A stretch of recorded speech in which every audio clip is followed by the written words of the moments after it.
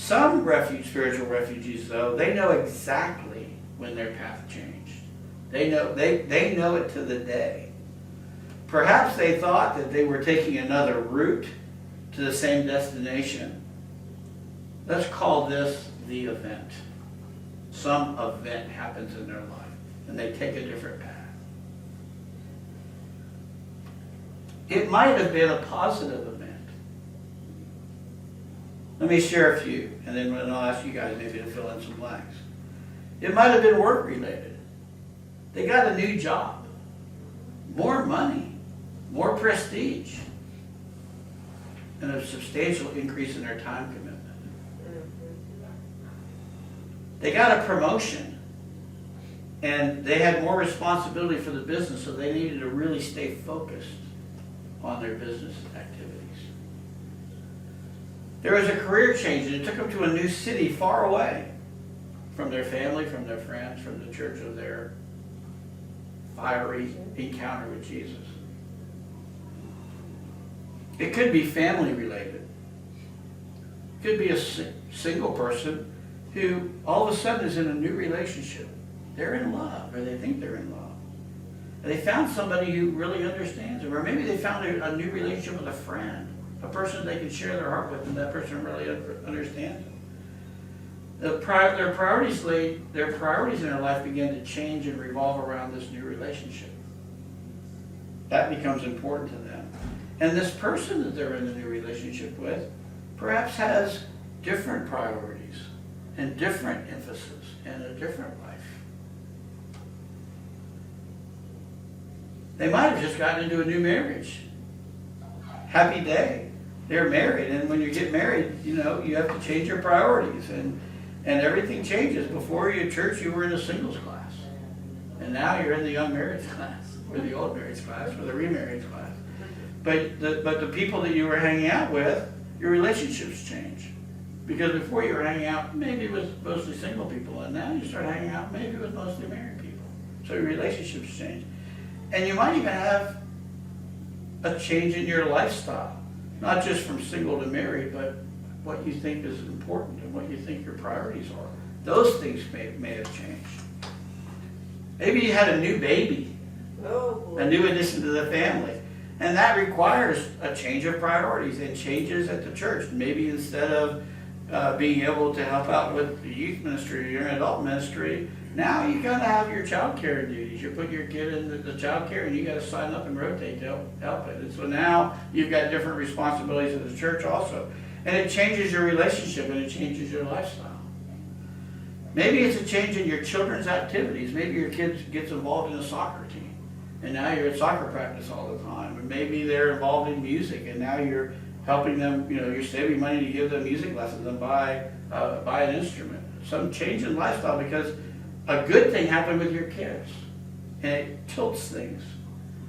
Maybe you finally got out of the apartment and you bought your new house. And now you've got a little higher payment every month, and you got to take care of the windows, and if the water goes out, you got to fix it, and then the grass needs to be mowed, and if there's shingles that come off your roof, you got to take care of that. And all of a sudden, the things that you used to call your landlord and say, hey, fix these things, you got to go do yourself. Home Depot becomes your friend. You hang out more at Home Depot than you do at church because you got to take care of your new house. Now, none of these things are bad things. They're all good things. They're all good. They're things we look forward to. But they change us, and they change the way we look at things, and they change our time commitment, and they change our priorities. And these events, we may look back. We look back 20 years ago to when a child was born or a house was bought or whatever it might be and say, that event, I didn't know at the time, but that event put me on a different path. And now my life had been different and I had been on fire and really moving to the Lord. And now all of a sudden, all of these other things, these other responsibilities, these other good things in my life, for some, I can see that, I'm not exactly sure why, but I can see that it all changed when I bought that house, when that third child was born, when I got married. That's when I moved on to the different path. It might be church related. It might be that you got involved in a different ministry. Somebody came up to you and say, hey, I'd like to, you've been involved in this ministry, I'd like you to lead this other ministry. I think you're ready to make that change. And so that's a positive thing.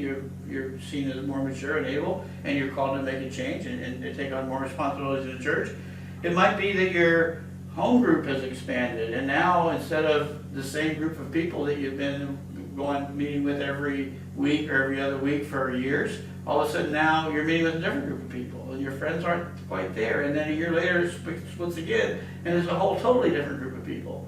And maybe that changes things because somebody in that original group was a key towards your spiritual growth, and that person no longer is with you every week.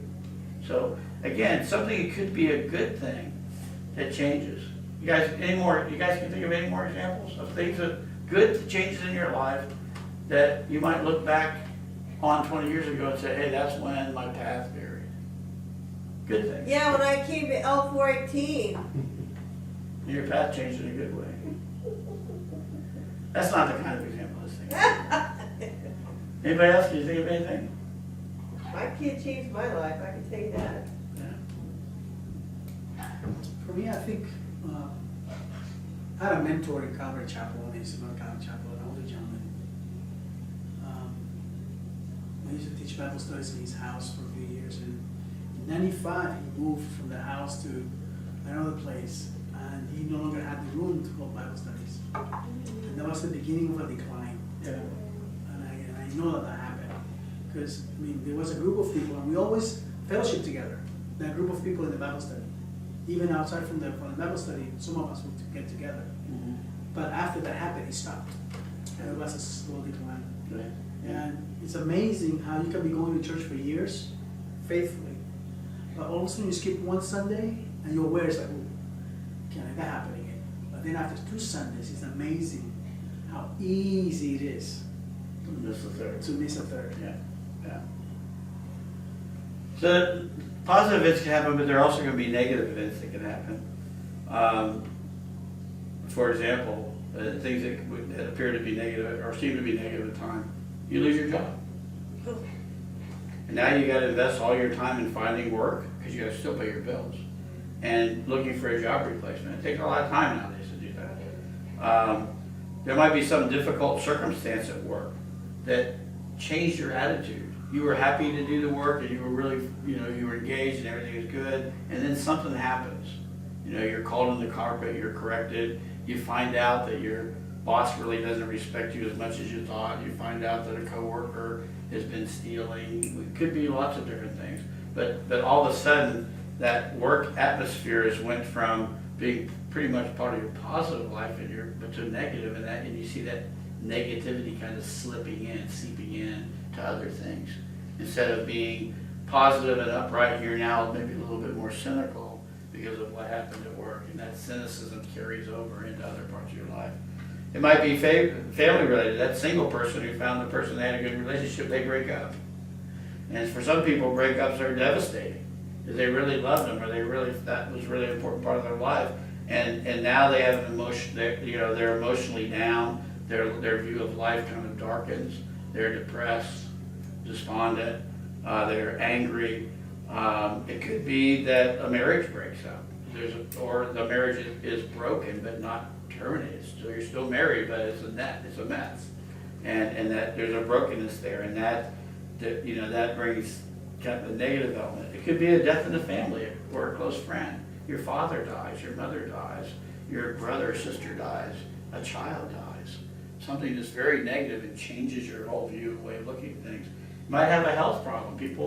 Some people, when they get cancer, they struggle with their faith. They go into a deep depression. People have other health problems, and it knocks them for a loop. It's like they never recover from that. Even though their health might recover, they never recover. You have this nice home, but now it's it was really cool when you had 1 kid, but now you have 4 or 5 kids. It's pretty crowded and it's hectic, and the atmosphere is different. And you can't get away to pray. You can't get away for a quiet time. You can't. There's no place. There's no room in the house except the bathroom, and even that doesn't work. Where you can open up your Bible and read it, in peace and quiet. It's just that whole nice atmosphere that you loved about your house now just dissipates in the noise and your kids bring over all their friends, and it's just turmoil. And you love the fact that they're coming over, but you start having negative feelings about your house, and you start feeling like, I gotta get out of here. I mean, I need to make a change. We need a bigger place. We need a different place. I just need to get out. And that really throw people for a loop. Somebody that's a bad influence comes into your life. You know, a friend, somebody at work, and you have a good relationship with them, but they're a bad influence. They're telling you stuff that isn't true. They're feeding you things that pull you away from your relationship with Jesus. Maybe you were betrayed by somebody you trusted, and you just can't trust anymore. And that lack of trust, that broken trust, affects your relationship with God. If I can't trust this person, can I relate to this God? And so it could be church related, a church split. I don't know how many people just end up never going back, never wanting to go back. You know, they lose their enthusiasm. The church split, and they were all in, and now nobody's all in anymore. Everything is busted. Sometimes the church just drifts. It over time changes direction. Things that we really believed in 10 years ago, we don't believe in anymore. I saw that happen in the Methodist church. It led to me leaving the Methodist church. The Methodist church was just drifting. I could see where it was going to end. And it made me despondent. I didn't want to go. I didn't want to go back there. I was done, even though I was still there as a pastor. I was already done. You know, I didn't want to be there because I knew there was no place to go in that church. It was not going to end well. Maybe there's sin or some crime in the church. You know, I heard of a church in Kansas City that they had a youth pastor that was abusing young girls, sexually abusing young girls. And that messed up the whole church. It messed up many people in the church. A sin problem can cause problems. Maybe you just spend so much time you just burn out and you just can't go anymore, and that affects everything. Here's one that's really interesting. You come to a realization that you thought you were a really valuable member of a ministry. It was really important, and you got a sense of importance and self-worth, and you find out that you're just another replaceable part in somebody else's work. Whether you're there or not, it goes on. I know a person that went on an extended vacation. It was the best thing. They were a teacher. They had the whole summer off. So they went on a 3-month vacation, and they went all around the world, and they came back, and they found out that the ministry was running better without them than it was with them. And it killed them because they thought that, I'm important to this ministry. They were getting their sense of self-worth out of it, and it crushed them. That they found out that, hey, I'm just another part in the call. I'm just another cog in the wheel. I'm not really all that important after all. Hey, teacher, requires another brick in the wall. Another brick in the wall. That's right. So all of these things are, both positive things, positive events, or negative events. An event happens, and you might feel the immediate impact, and then over a longer time, it kind of fades away. It's like a numb pain, or even if it's a positive thing, it's like a numb joy. But 10 years later, 15 years later, 20 years later, you look back and say, that's when it all changed. That's when I got off on a different road. I thought it was good, but it turned out for my spiritual life not to be so good. Or it was really bad that I could never really recover spiritually. I recovered emotionally, maybe. I got, I'm getting along okay. I figured it all out, and I understand it. But spiritually, I've never gotten back to the same place.